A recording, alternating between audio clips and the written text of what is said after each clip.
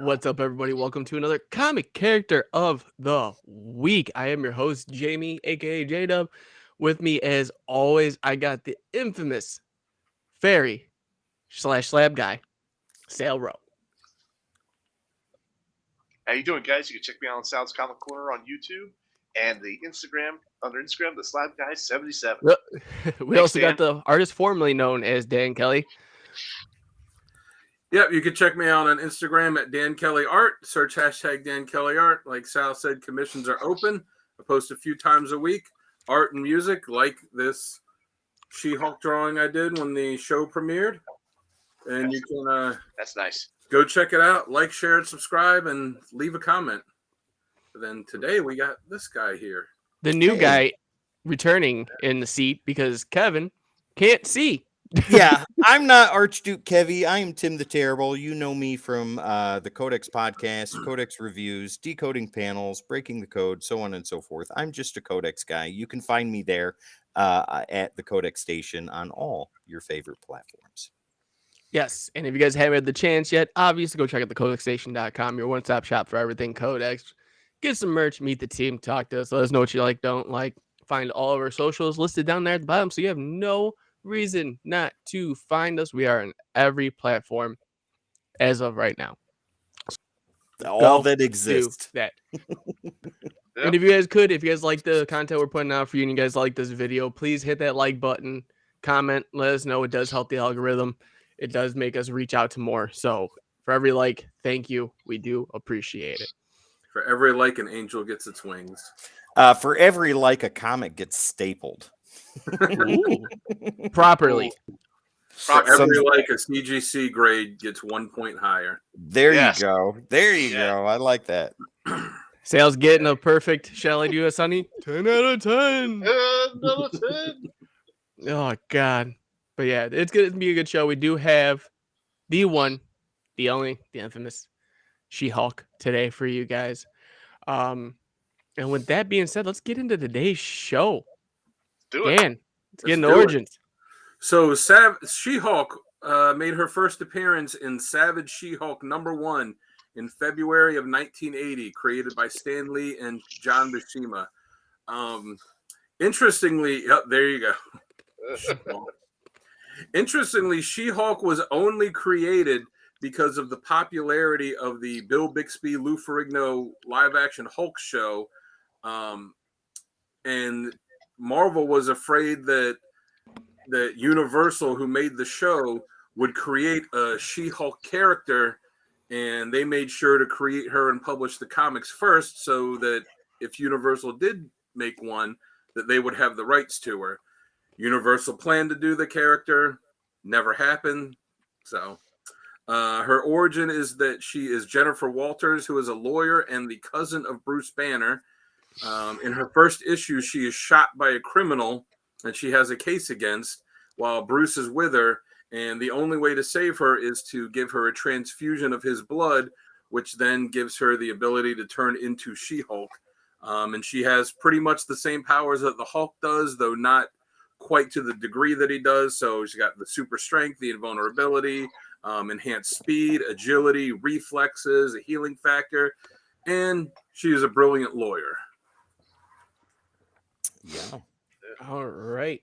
And what an origin. If you guys haven't seen it, obviously it's a bit different from the Disney Plus version that you guys did see. If you guys do check out the Disney Plus, it is still relevant. It is still good. So definitely go check that out. But with these characters, as always, there's always a perfect fit for them that people see. And we want to talk about some of the scenarios that we think that She-Hulk fits best into. So I will let Sal take this one away today. All right. So what I think works best with her is, first and foremost, her doing her lawyer thing. She's an excellent lawyer. She always presents well in her cases, and she's always striving for justice. And I think that 100% works for her all the time. The next thing I think that works for her, or for her character, is the fourth wall break, but to a point. I'll dive more on that a little bit. She likes to break the fourth wall, and she likes to do it a lot in the Disney Plus series. I don't know the comic strip as much, maybe not as much. I don't know for sure. That when I've read, it didn't seem like it, but it was really overdone. The Disney Plus 3. But that being said, I still like the fourth wall break to a certain point. What I also think works best with her is when she's working with a team as opposed to being solo. I think she does really well when she's with the Fantastic Four, when she's with the Avengers, and she's always trying to bring the show of justice or the lawyer system, justice system into the mix at the same time. So I think that's what works best with her. Dan, what do you got? I agree with the fourth wall breaking. Everyone makes a big deal about Deadpool doing it, though She-Hulk, I mean, she was doing it back in the 80s. Yeah. John Byrne was the one that really started that when he did the Sensational She-Hulk book. And it was so great the way that he would have her do it, where she knew that she was a comic character, and that's where the Disney Plus show got it, where if something was happening in the story she didn't like, she would just start calling out the writer, be like, is this the best that you can do for me? And then she would figure out, like, it's going to take me too long to get across town. I'll just walk from, the panel that I'm in my house to the panel that, the next panel, the lawyer, where I'm the lawyer. And, it was always really funny the way that she did it. So I really like that. And the way that she is handled more as a comedic character or put in comedic situations, as opposed to just being the overly serious stuff all the time. Because there's a ton of heroes that do that. But, she was one that really did it well. And, especially with the lawyer stuff, like you said, I think it's really great when she has to try some of these just absolutely ridiculous cases and has to deal with some of these ridiculous characters. Like when Byrne did the Sensational series, it was just full of these old, obscure, just dumb, like I said, ridiculous is the best word to describe it, kind of Marvel characters that that they really made to, chose to make the book something different than everything else that was out there at the time. Even different than, when she would be in Fantastic Four and in Avengers at the same time. There was even one book where she was saying something like, oh yeah, they don't, the writer of Avengers doesn't have me, break the fourth wall like I do here. So I thought that was pretty funny.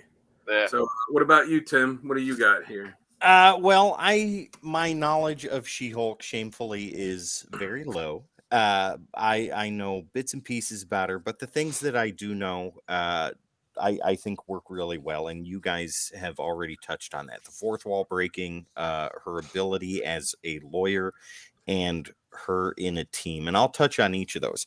So with her in a team, I think that works great. She is an enormous team player in the Fantastic Four and in the Avengers, in A-Force as well, and things like that. She does very, very well in a team. She's a great supporting character with arcs so on every now and then that belong to her, that really focus on her, like the one that Jeff Johns did in Avengers, that had a big part to do with her, like her going crazy or something like that. Team player, she's wonderful. With her lawyer ability, I think that she is less utilized than Murdoch is. Matt Murdock, Daredevil. I think people know more about that, him being a lawyer, than She-Hulk as a lawyer. But I think that her ability to do that is on par, if not greater, than what Murdoch can do. And it showed in the Disney Plus show, and it definitely shows in the comic books, especially in the 2000s era, where I think the whole run, volume 3 or 4, was just her mainly doing lawyer stuff. And it was really, really good. And I think that gave a resurgence to the character and boosted her popularity. The third thing is the fourth wall breaks, the humor.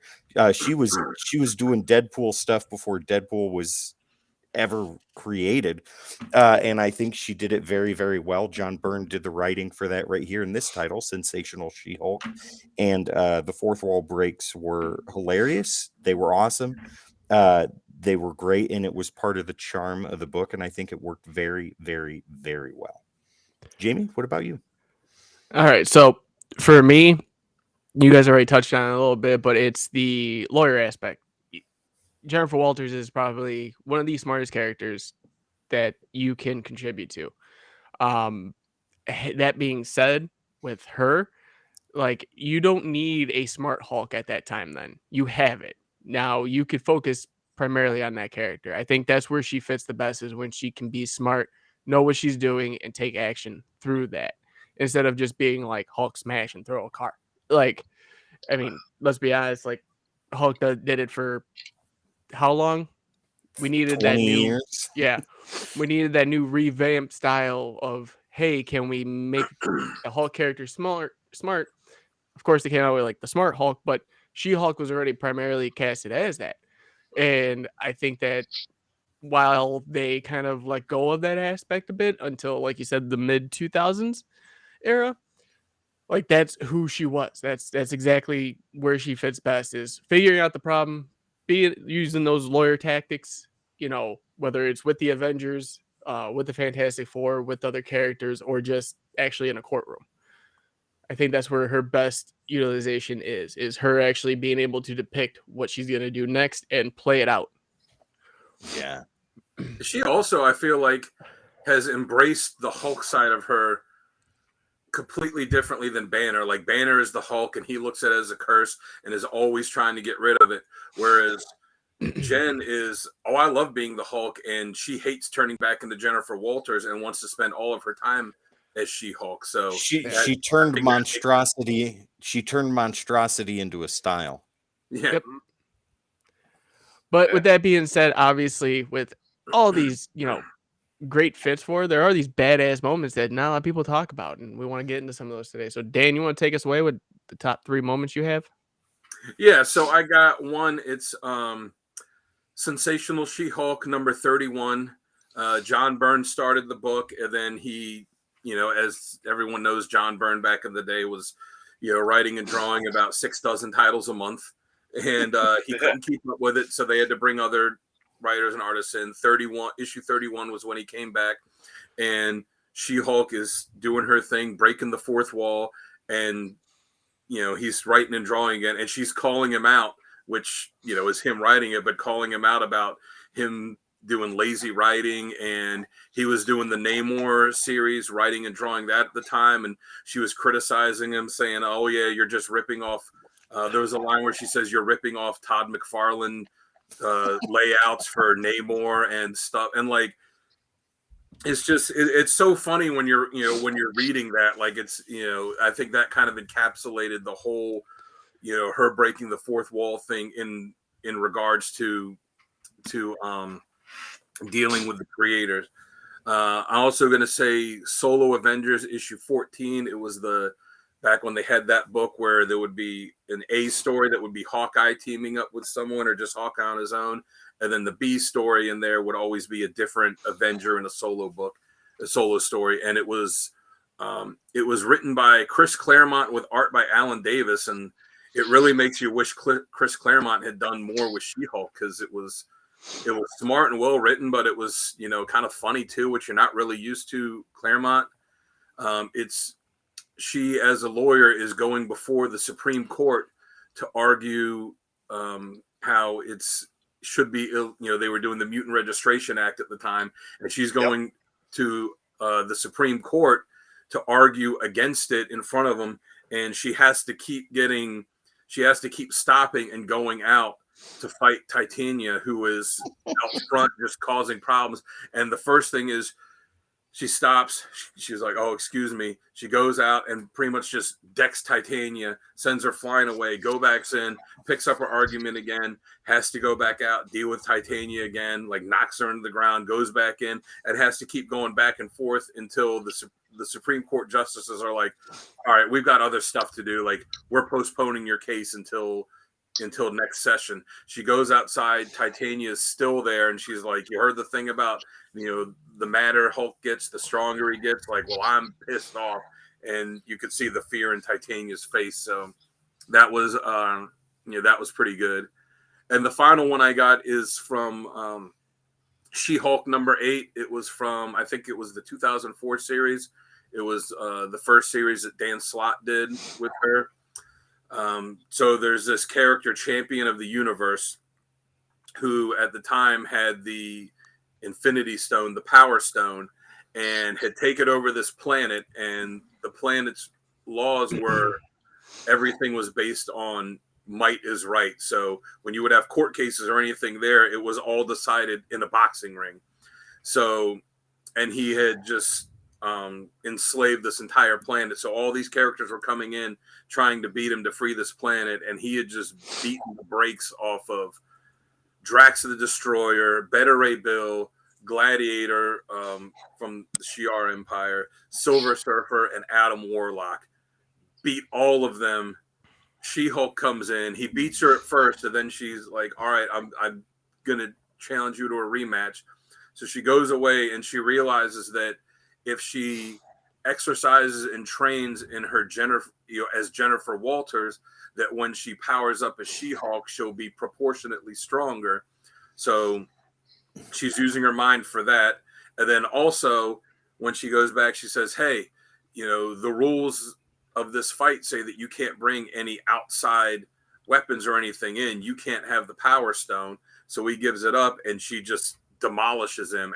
So she's using not only her super strength, but also her legal mind to be able to take out this guy that had wiped out all of these heavy hitters in the Marvel universe. So that's what I got from my top 3. So what about you, Sal? What do you got for it? Well, you actually took one of my top 3s where she punched Titania across the river. So you're right. She comes out of the Supreme Court. This is in D.C. And she comes up behind Titania, taps her on the shoulder, and just gives him this uppercut. And she turns to the police guy and says, yeah, she's going to land somewhere over the Potomac. We better send some appropriate restraining squad over there and to catch her when she lands. And then goes back into the Supreme Court. So, yeah. So that was a good movement. Another one. Oh yeah, and I was gonna say I forgot. And she didn't have her costume on underneath her suit, and the bathroom was like on the other side of the building, so she was having to like change in a phone booth like Superman. Yeah. She was yelling at everyone like, "Stop trying to peek on me." Yep. So my second moment is where she actually rips Vision in half. This was in Avengers Disassembled Chaos Part 1. She got into a brawl with the Avengers, and she actually just rips Vision completely in half. That was the graphic alone, and that was pretty nasty.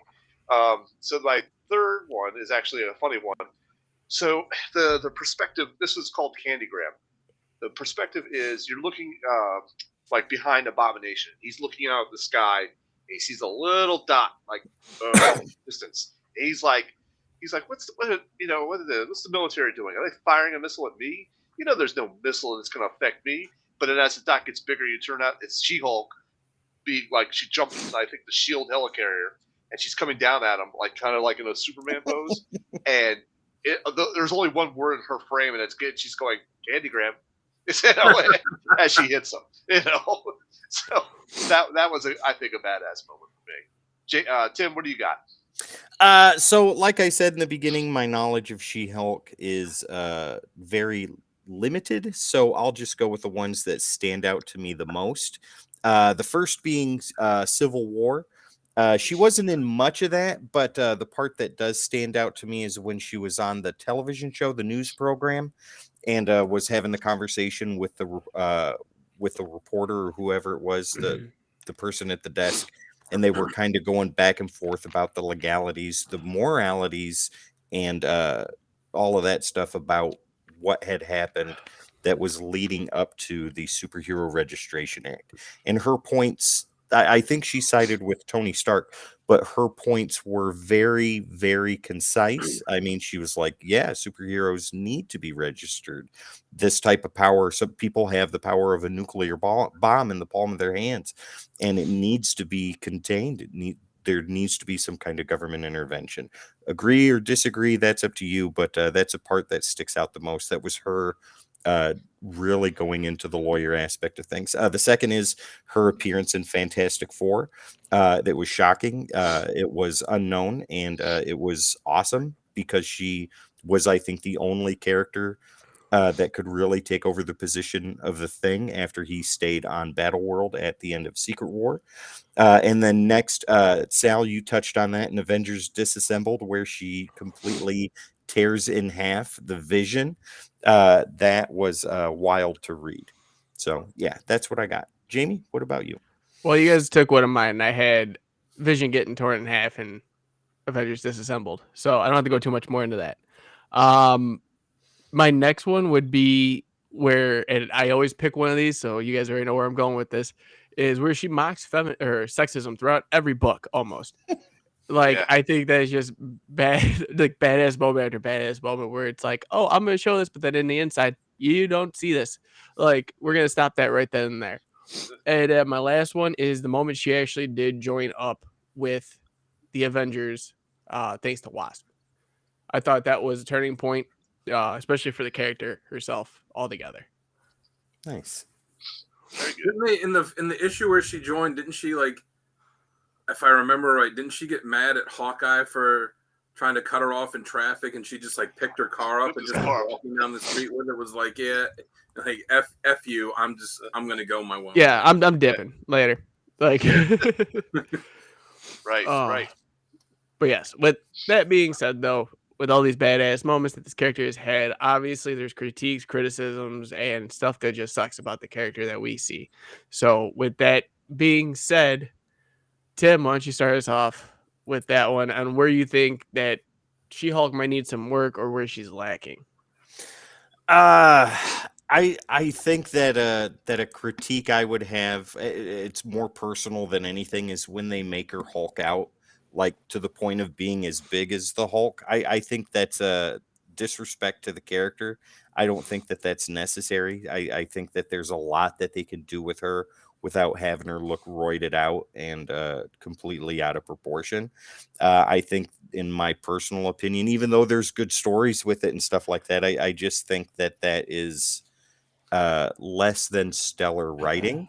And there are other things they could do to put her in peril or moral judgment or anything like that instead of having something like that done. Another thing is, they did it in the 2000s, but they don't do it so much anymore, I don't think, is the lawyer aspect. I think that needs to be pushed a heck of a lot more. If it were up to me, I think it should be 60-40 lawyer versus action and adventure. But yeah, I'm not the one writing her. Dan, what about you? Yeah, you touched on it. I don't like when they make her this simple-minded kind of rampaging brute like the Hulk. You've got the Hulk that's been there, done that, and it's one thing if it's like, all right, one story we're gonna do that. Even like when she was introduced in Savage She-Hulk, she really wasn't like that. And it's just kind of like, oh yeah, she's raging out and she's a monster. Like, her ripping Vision in half was originally on my top 3 best moments, but then I was like, if I'm gonna list this as what I don't like, I can't really have that on there. Like, even though that was a super cool moment, but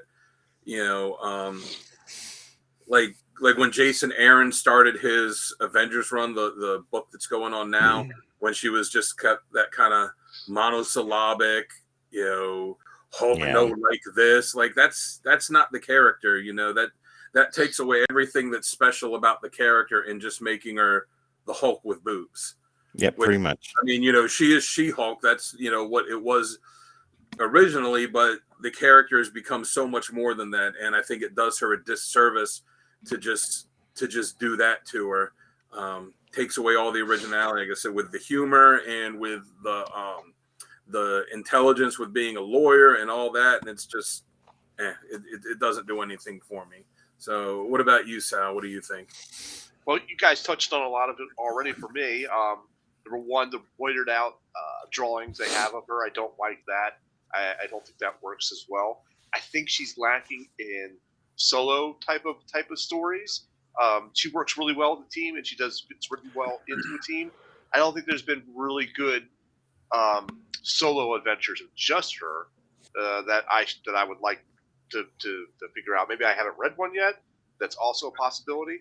But I would like to see that more of her as a solo character.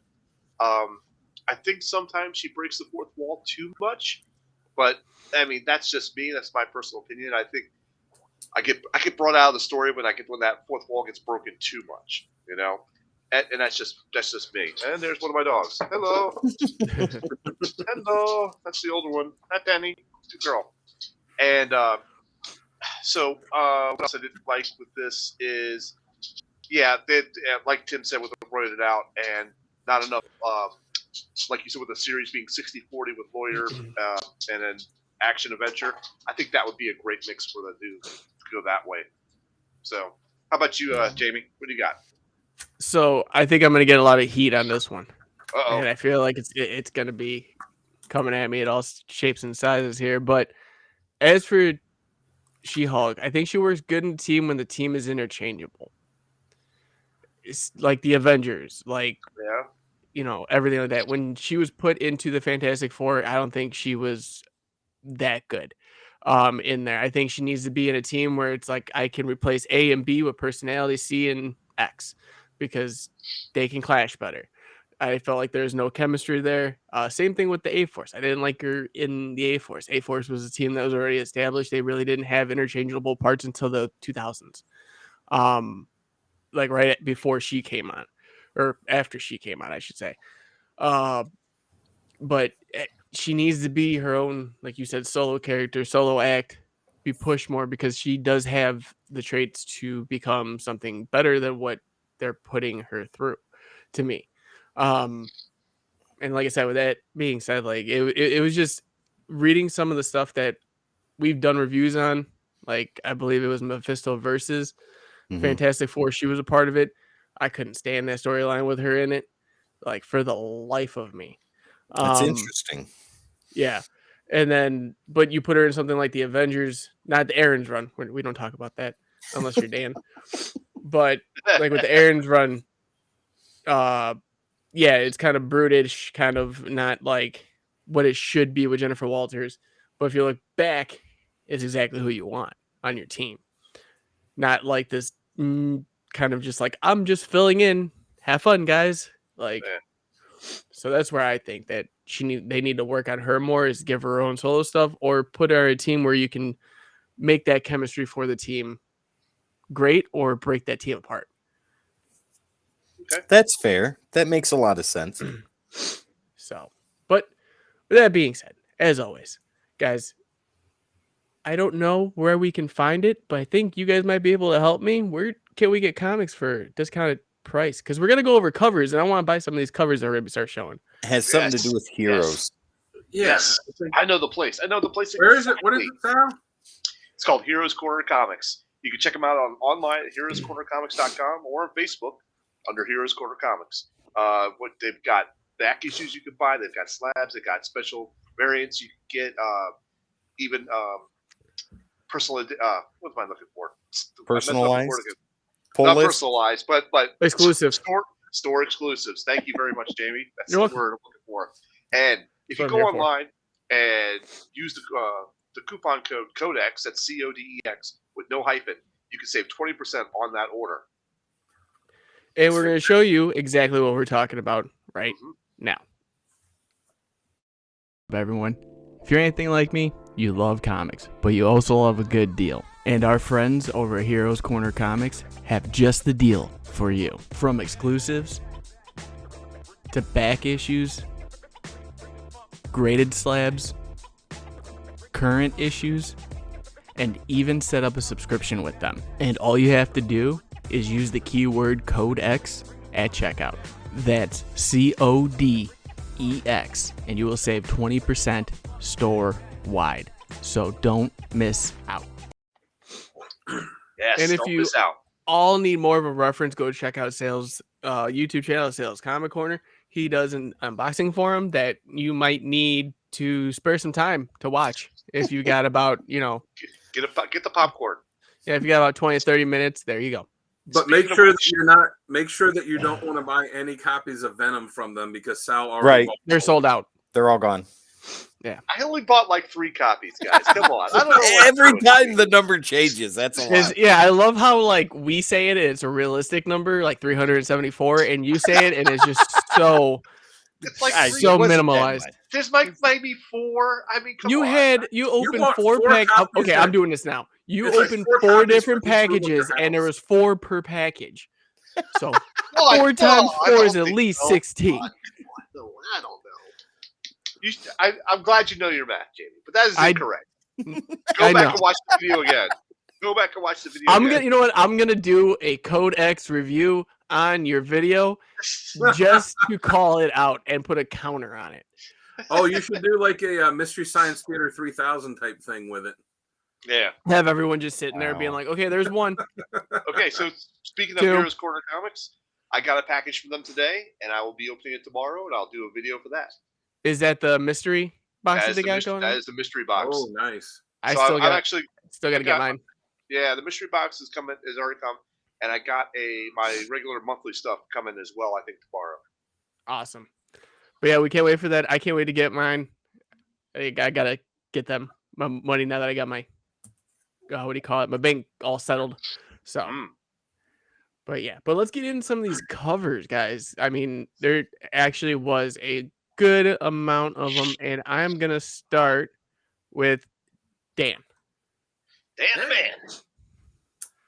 All There right, you go. so I'll go from left to right for what I'm facing. I got Sensational She-Hulk number 40. John Byrne did the cover, and it was from a joke that she made because they used to have She-Hulk answer the letters in the letter page. So it was from a joke she made about jump roping naked, and apparently a bunch of fans at the time wrote in for it. So they made her do that, and then like the whole first few pages of the book was her doing that, and it was her calling out, like Jamie said earlier, kind of like the sexism and stuff that's in comics and calling it out and making fun of it. And plus, it's if that's a cover that you would see on the rack, you would have to pick it up and take a look at it. And I think it's funny too that how she's covering up is with the Comics Code Authority seal. The middle one, my background too. So yeah. The middle one is She-Hulk number 4. That's from the current She-Hulk series. I just think it's a really cool cover with her sitting there, like in the boxing ring corner, look like she's getting ready to go for a fight, and then you have the Thing as her trainer, looking like Mickey from Rocky, and she has a long get a She-Hulk. You just gotta believe in yourself. yeah. And she has like a long friendship with a lot of Marvel characters, but she, one of her closest friends, it's always been established that it's the Thing. So I thought that was a really cool cover with both of them. And then the one on the end is from She-Hulk number 4, from the 12-issue series that Dan Slott did before she got an ongoing book after that. And I just think it's really cool how she is. It's not just that she's punching the She-Hulk logo itself, but then it's the other things that are on the cover that are all kind of getting knocked about because of it too. It's just a really cool standout looking cover. It's like a fourth wall breaker in its own. Fourth wall break and the fourth wall break. That's like 16 walls. All right, Sal. Okay, so I have let's start on the left side. Avengers number 750. This is just almost like the She-Hulk one that Dan had. She's almost punching the cover. And looks like a big explosion type going on with this, with the rock she's destroying. The next one I got is She-Hulk number 15 or 12. I can't read it. But it's It's 12. her, and it's 12. It's her and Thanos like doing a stare off contest, which just looks pretty badass to me. And then of course I got to go with the Savage She-Hulk number 1, which started it all. I had that slab, so this is a great cover for me. Of course you have a slab because why wouldn't you? Yeah. All right. Next up, we got Timothy the Trembling. There you go. So yeah, 2 of those covers you've already seen. The one in the center is brand new for you guys, but we'll start with Sensational She-Hulk number 40. I think that conveys the humor and fourth wall breaking in the book right on the cover, so you know exactly what you're getting into when you pick something like this up. The whole series is like that, and I think that's part of her charm, part of what makes her I don't know, comedic, humorous, whatever the case may be. It's fun, and that's what that is right there.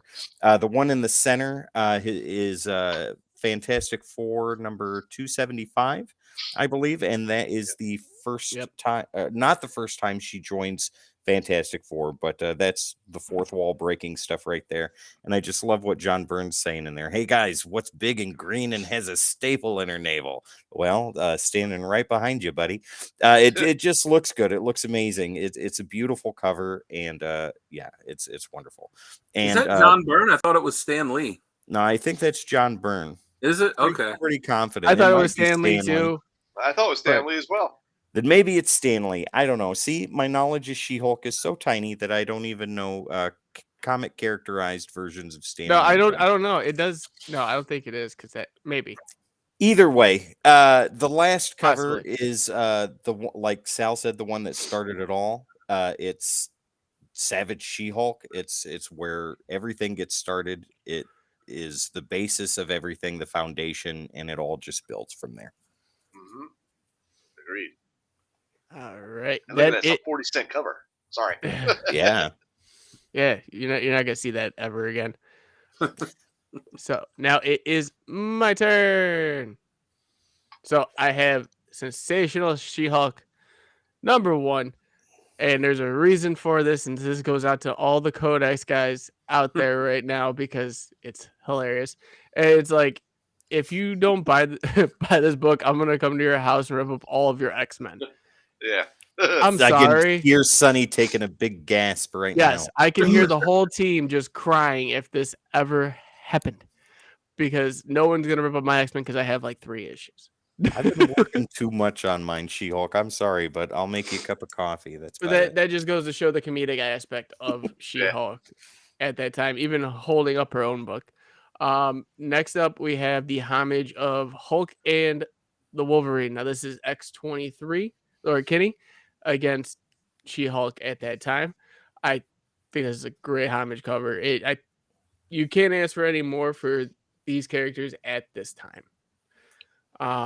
And lastly, we have Hulk 16. I don't know why I love this so much. Maybe it's because it's got the Lobo-esque DC feel to it in my mind. Does. But just this like Red Hulk depiction of her makes me want more and want to get more into it. So those would be my 3 picks. Nice. All right, everybody. So with that, obviously, a lot of work goes into these covers, but there's a lot more work that goes into these interior pages with writers and artists. And we're gonna kind of go over some of our recommended readings for what we think you should check out if you guys get the chance to. If you guys want to get into this character, this would be some of our starting points. So with that being said, Sal, we're gonna start off with you, bud.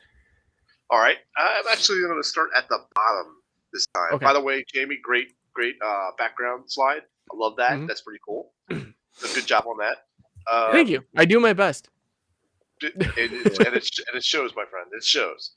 So, Savage She-Hulk, 1980.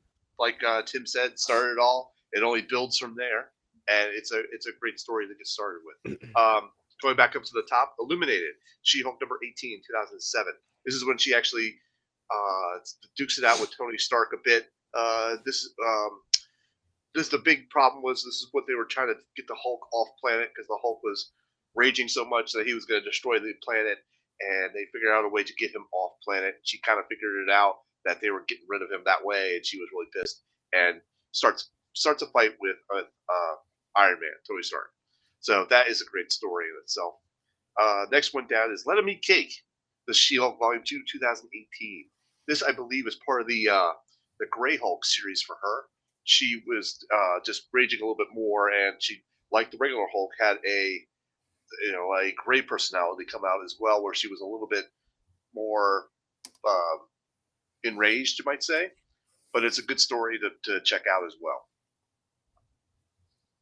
Nice. I'm writing all these down so I know what to get this weekend. There you go. So over to Dan, I guess. Right? Jamie is muted. Or- He's still talking. Oh, Dan, So it there is we you. go. Sorry, my apologies. I'm sorry, I was sneezing on the other side, and I didn't want everyone catching that. Way to transition there, Jamie. I was doing full transition, and I was like, I did a whole monologue there for a minute. You guys missed out on it. I was sneezing, and I was like, oh, and we'll go to Tim, and then you're like, let's go to Dan, and I was like, well, screw me then, and then Tim's like, well, Jamie's talking, and we can't hear him. That's funny. So I'll start at the top with mine. I've got Marvel graphic novel 18, The Sensational She-Hulk. This book came out when she was part of the Fantastic Four, and it is a solo book with her, where Shield thinks that she could possibly be a danger the way that her cousin the Hulk is.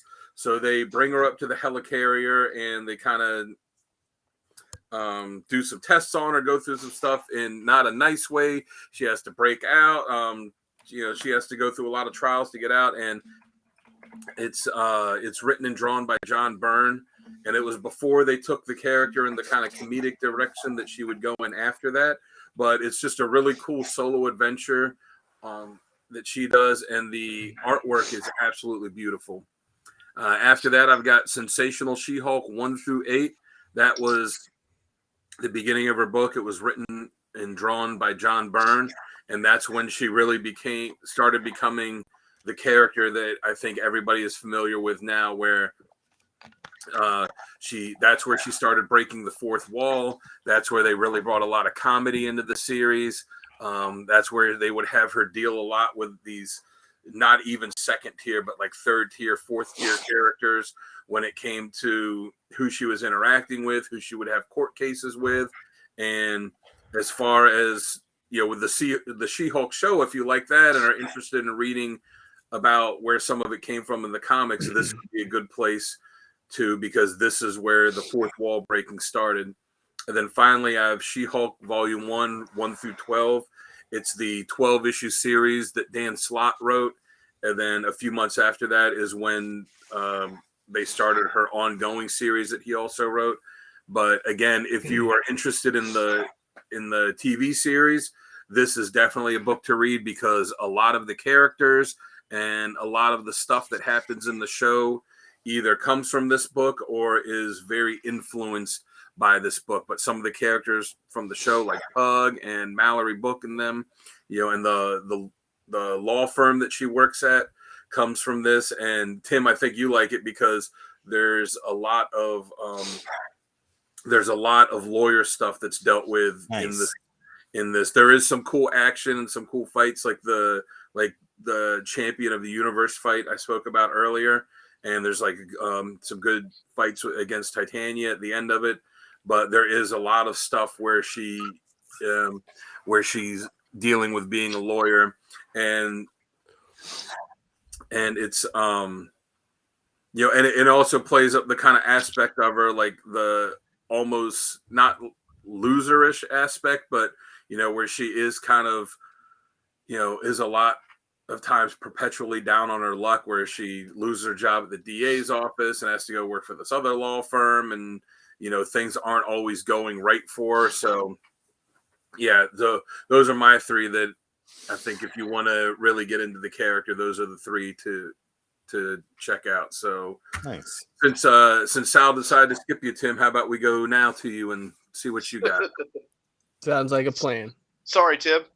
That is okay. I'm fine with being last. It doesn't bother me. So yeah, She-Hulk Volume 1, numbers 1 through 6, Sensational She-Hulk number 1 through 8, and Avengers Volume 3, 500 through 503, Avengers Disassembled. So we'll start at the bottom. That is a more modern version of She-Hulk, and that's what we were talking about earlier with the part where she goes in and rips Vision in two. I think that's an aggressive part of She-Hulk that I know of, and it's one that the Avengers Disassembled storyline is great on its own. So check that out. Sensational She-Hulk numbers 1 through 8. Dan, like you said, it is perfect. It gives you a great introduction into the character and the fourth wall breaking, John Byrne's writing, aspects that people love from the show. definitely worth checking out. That right there is super foundation for the Disney Plus She-Hulk. And She-Hulk Volume 1, number 1 through 6. I don't exactly remember why I picked that out, to be honest with you, but I'm sure it had to do with covers, because that's what I was looking at the time. So that might be the no, I know exactly what that is. That is the lawyer aspect. That is a Yay. series I did Yeah. not get to read, but at least the first half of it, I know is a whole storyline on its own. And if, as somebody who doesn't know much about She-Hulk, that is where I would want to start, right there. Yeah, agreed. Good Yeah. stuff. Jamie, what about you? Yes, it's me. So I got a little bit of a different tier. First off, I'm going with Civil War number 2. This shows her first fourth wall breaking aspect of it, where she does get knocked out. Captain Marvel's there explaining everything. For those who don't know what Civil War 2 is about, it was about an inhuman Ulysses that could predict the future on what's going to happen, and if they got to go about it or not, what they want to do with this inhuman at that time. So after She-Hulk has a fight, she's knocked out, incapacitated. She comes up, and the first thing Captain Marvel says to her is like, "Hey, this is what's going on," and she's like, "I feel like we've done this before," and it cuts back to her planning out what the next move should be for the team and what legal action should be taking as soon as possible. So it was good to see. I got the new She-Hulk series. I feel like, especially with the Disney Plus show, that this shows more of the analytical side of She-Hulk, where she is that lawyer. She's still trying to be, Jennifer Walter, still trying to like figure out which one she likes more at the time. And then the series is really good. yeah, It's a great and then cover to it too. right, and then the last thing I have is there's a miniseries Thing and She-Hulk. Earlier I said how she didn't fit with the team, but I feel like with her and the Thing, it was a different dynamic. She already took over for him. It kind of bleeds off of that aspect of it. So I think if you want to hear Jamie's redemption arc of that, this is the story to go to. If you were going to pick up She-Hulk right now, the one I would go with would be the She-Hulk 2022, especially if you enjoyed the Disney Plus aspect of it. Cool. Yeah, the current series is really good. Mhm. I'm enjoying it a lot. Like I said, I think the covers on it are fantastic too. Now, did you guys watch the Disney Plus series? The whole Yeah. thing. Yeah. So, on a scale of 1 to 10, what would you give it? I gave it a 7. I think it was like a 7.8 or something like that. I gotta Okay. look back. I'd say I probably the same. Oh, go ahead, Oh, Tim. sorry. Go ahead, No. Tim. I had a lot of fun watching the show. I enjoyed every episode. I think I'd go a little higher. I'd give it an 8.5. It was very solid, very good. The last episode was great. Daredevil in it was amazing. And yeah, it was a wonderful show. I would watch it again. Absolutely. Yeah, I'd say that. I'd probably say a 7 or an 8 too. I thought that it started off fantastic. I just, all these people that are complaining online. I mean, people are going to complain no matter what. Yeah. But and all their complaints would just showed you that clearly they have never read the character in the comics, because the stuff they're complaining about is how the character is always Deadpool did all these fourth wall breaks before she ever did. Well, Snyder, not dude, just bro, about that is not about, like, true. about like the kind of her, how she would go after like all, these different men. It's like, well, that's kind of what she was in the comic, and the fourth wall breaking that came from the comic, the comedy stuff. Like all this came from the comic. Dan Slott put something up on Twitter. He said, I've written more She-Hulk comics than anybody else, and this is the most accurate show that there is. I'd say probably a 7 or an 8 too. I thought the show started off really great. I thought a couple of the episodes in the middle kind of dragged, but the last few episodes were absolutely fantastic. I will say though that I absolutely hated what they did with Titania in the series, because it was it was one of those things where it's Titania in name and powers only, and the personality was absolutely nothing like it I was. thought it was great. Theory. I loved it. See, I don't know enough about Titania to care, and I loved her portrayal in the show. I thought it was wonderful. You know I what? mean, One I thing I'm think gonna say is that you brought up a good point. Is like those middle episodes were kind of like bland, but the best part about those middle episodes is everyone knew Daredevil was coming. She goes, "Oh, you thought we were getting to that? No, this is a wedding episode." But yeah, I just think, like, I didn't have as much of a problem, I guess, with the character. Just that I'm watching it like this isn't, and it's not even like, oh, we changed a little bit from the comic. Like, no, you just took the name and powers and made it something that's completely different in Made her not every way. And like the whole thing of like why she hates She-Hulk was completely different. I was really watching it thinking like you should just should have. She was a modern day villain in every sense of the word. How much do we hate obnoxious social media influencers that push their weight around and try and influence when they have no ground to influence? Yeah, she was perfect. I Wonderful. take a I just lot thought of they- offense to that. I was gonna say, yeah, Jamie. I just thought that they should. Like, I'm doing my best here. I just thought that they changed the character too much. That they should have just given her a. But different see, name. that's the Just different fix the aspect right there. story, You know Titania from the comic books. I have seen her fight Spider-Man once or twice, She-Hulk once or twice, and I don't know enough about the character to feel one way or the other. So seeing that portrayal of her on screen didn't And a didn't lot make of other my people hair might go any have that grayer. same aspect of not being Yeah. able to read from the 80s to that now, Right. which we get. But like you said, everyone's got their opinion. Like at the end of the I day, mean- like we get it. Like a lot of the times when I even look at certain characters, it's like this isn't the character. Why are we even putting them in there if this isn't the character? But then you look at it from a different aspect, and be like, people don't know who this character is. Yep.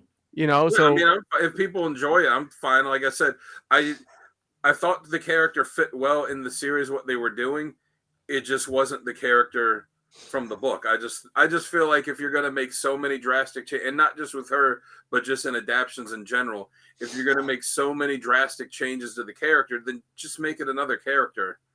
Just Right. make it an original character. But overall, like I said, I love the series, and looking forward to when she shows back up again. I thought the whole finale thing with her like going off into the writer's room and all that was just awesome. Like that's straight Kevin. from the John Byrne stuff. all right, what about you, Sal? What'd you think? I have to give it a solid 8, and I have to say, I didn't like the fourth wall breaking at first, but I got used to it and then started to appreciate it more. And also, I guess I wasn't right in the right mindset when I first started watching it, because I was expecting like epic fight type of thing, and give me something that feels to an epic thing, But it wasn't. Right. It wasn't that show. And once I got reset my mind, okay, this is how it's going to be, I enjoyed the show a whole lot more. So that's why I give it a solid 8. And I know, Honey, they couldn't can put you the bring character- that couch into the living room, please? Just set it down right here. I know they couldn't have put the character in the show because they haven't dealt with where the character came from at all. But I would have really loved to have seen Awesome Andy from the Dan Slott run. I thought it would have been really cool to see him in the show. But I understand why they couldn't, because there's way too much backstory to be able to get that. And even though they did change the one character a lot from the comic to the show, I did think the episode with Mr. Immortal was pretty funny. Yes. With all the stuff. All with his him. wives. Yeah, he's it's like, like- I'm immortal. I could do this. I'm allowed to. And he jumps out the window. I mean, Kinda I like guess what we were talking about the other day. As much as I didn't like they changed Titania, like he was completely different. It's just name and powers, but yeah, that was absolutely hysterical. The stuff with him. X-Men made their debut in She-Hulk too. Oh yeah, that's right, with the shoes. With the shoes. Yes, but with all that being said, other than the show itself, like all those pages that we went over, all the stories that we were telling you guys for recommended readings, there are great artists and writers that attribute to it. So we're gonna go over who we think is the best writer and artist for She-Hulk. And Dan, take this one away. All right. I was gonna say John Byrne for best writer and artist because of the way he transformed the character, but I, figure that was, I didn't want to just the easy answer. I didn't want to just name the same guy for both things. So I'm going to. I was gonna say, so for I'd say for writer, I'd say John Byrne / Dan Slott, and for artist, I'd say John Byrne / Paul Pelleter, who drew about half the issues, I think, on the first Dan Slott run, and then has drawn her here and there since. But yeah, I really enjoy his artwork on it. But you really can't go wrong with the way John Byrne did it. Like I said, he redefined what the character was, from taking a character that was just like, oh, it's the Hulk but a girl and she's a lawyer, to like really kind of making her own unique thing. Right. Single female lawyer. Sal, what do you got for us, bud? So I'm actually in the same boat as Dan. I like John Byrne. I like Dan Slott. But I also have to throw in John Buscema for artists as well. So I'm going to go with those three for exactly the same reasons that Dan did. So I don't even need to repeat them. All right, Tim. John Byrne. Yeah, John sometimes Byrne. the easiest answer is the easiest answer, guys, and it's John Byrne. He wrote and drew sensational She-Hulk, set the foundation for the humor, the comedy, the fourth wall breaking. It's a no-brainer on that aspect. If you really want to get into the meat and potatoes of the character from the 90s, when she was a C-lister at best, but her book was a wonderful book, top seller. Right here, this is a sensational She-Hulk, John Byrne. All right. And for me, writer, I got Dan Slott, but artist, I'm gonna go a little bit different than the rest of you guys. I'm going Jen Bartel on it. Oh, yeah, good choice. I think that if you're trying to represent a woman character, you need a woman aspect from it. So definitely gonna go the way the sleekness, the slenderness, like we said, it isn't too hulked out. So I really enjoy that. But That's guys, I think that's a great place for us to stop today. Now, guys, again, if you did like the content we put out for you here, death in the background. Yeah, it's okay. He'll be fine. He's didn't want to muted. die on screen. Yeah, remember, no one dies. That's right. But if you guys did like the content and Tim possibly dying live on air, Not today. give this video a like. Let us know what you think down in the comments below. Let us know some of your badass moments or favorite writers, artists down below in the comments as well. But as always, I am your host, Jamie. With me today, again, Slab Guy, Fairy, master of all things grades, Sal Rowe. How you guys doing? I'm Sal. You can check me out on Sal's Comic Corner on YouTube and under Instagram, the Slab Guy 77. The master lyricist that sometimes uses too many lyrics, or formerly known as Dan Kelly. You check me out on Instagram at Dan Kelly Art. You can search hashtag Dan Kelly Art. Make sure that's Kelly with an EY. Like Sal Sign said, commissions are open. And I am broke, so give me your money. I will give you art in We all exchange for it. Post a few times a week, art and music. So check it out. Like, share, subscribe, and make sure to leave comments. And then we got this guy right over here that's got lots of stuff going on. Don't drink water and breathe at the same time, number one. Otherwise, don't inhale whatsoever. Exactly. Yeah, just you're not drinking water, you're drinking vodka. It's about half gone in my avatar cup. Anyways, yeah, my name is Tim. You guys know where I'm at. I'm on the Codex podcast every week with Jamie and the immortal Sonny Kruger. I also fill in on Codex After Dark when Jamie can't be there with Sal and whoever else is with us at the time. It's always a great time, guys, and I'm going to be there this Saturday for Codex After Dark, and it's going to be super Tim's going to be there for a while. For a little while, yeah. I don't mind. I come back. It is absolutely okay. I love doing it. Wonderful time. Beautiful looking at wonderful comic books and all that stuff. And also got a new review out, Superman Speeding Bullets. You can check that out on the Codex Station YouTube channel. And next week I got Solitaire #1 review for that from Malibu Comics. And you'll get to see how I feel about books that I generally don't care about. So Yay! There you go. Like Awesome. the Flash 54. there you go. But guys, you know what I'm about to say. Go check out the codexstation.com, your one-stop shop for everything you need. Code XYs. Buy some merch, meet the team. We got an exclusive shirt and hoodie coming out here at the end of February, so be ready for that. With the help of the one that's in the closet drawing all the time, Dan Kelly. Too bad no commissions go to him. It wasn't in the contract when he signed up. He cannot use it against me. I will get Jen Walters on this. As But long as I get a definitely, shirt. that's fine. We'll work it out. You have to pay full price though. There you go. That's how you get a shirt. Wonderful. That's how you get a shirt. Yeah. But at the bottom of the website is all of our socials, guys. Go there and definitely follow us on all social medias. Definitely give us a subscribe on YouTube. We're almost at 1,000. I know we keep saying it, but at 1,000, we'll be able to do a giveaway for you guys. Once we get closer to it, we'll talk more as a team and figure out what we're going to give away. Maybe I could talk, slabs with sale, but no. But we'll be talking about that very, very shortly. He'll give you some Venom books. Yeah, Right on. he'll give He's you got one of enough. his 378. He'll be down to 377, then I have to buy him the same one again. Oh, So come on, guys- guys. Come on, guys. Let's be real here. I got like 3 copies, maybe 4. Come on. 100. I've Yeah. seen more yellow mustard in a. Never mind. You got 4 copies to put in every room in your house. That's right. Yes.